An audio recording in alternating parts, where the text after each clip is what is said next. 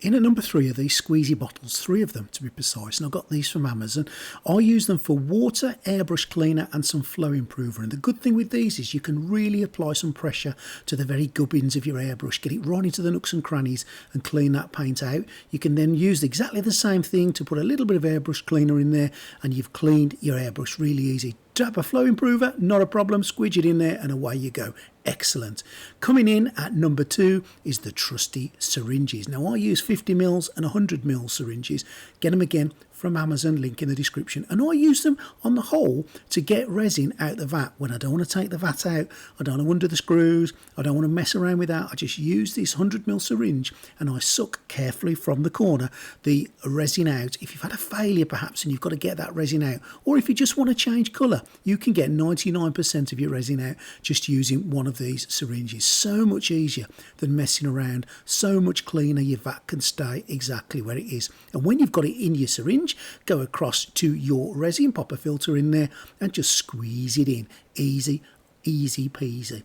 Now isn't that easy than taking your vat out, finding somewhere to set it up, having to hold it, getting your fingers all over the bottom of your vat? It's so much easier. Tilt it at the very last stages just to get the last embers out and jobs are good. And you can also use it on your IPA. When you've let it settle and the top of your IPA is nice and squeaky clean but the bottom is all manky, just take the top layers off and you can use this to recycle your IPA. So you might just squeeze a few extra quid out of each bottle of IPA. Now coming in at number 1 is my favourite thing in the world.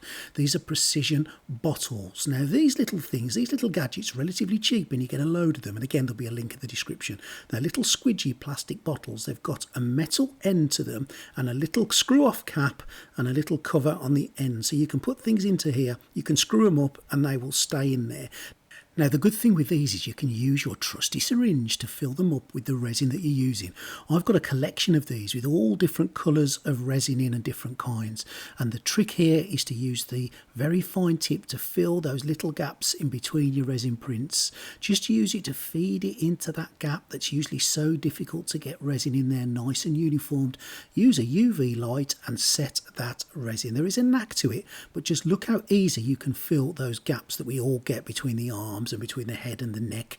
And once it's sealed with that UV light, you can just sand it over and it's ready to go. What I've done here just in high speed is filled a hole in a helmet, sanded it down, and look at that, I've got a no hole now. It's cleaned and filled and cured that helmet perfectly. The other thing I use these for is when I do my faces, when I paint faces, I use washes, a red, a yellow and a blue wash, so I can fill these up with a little bit of paint, fill it with water using one of my squidgy bottles, and there I've got a ready-made wash. And if I want to put some in the airbrush to airbrush it on, or if I want to use it with a brush, I've got a ready-made waterable, watery wash of red, yellow and blue to use on my faces. So cheap, so quick, so easy. They are so useful. And that is my top 3 of gadgets that you can use for 3D printing that are maybe a little bit off the beaten track. Hope you found this useful today. See you next time on Greedy 3D.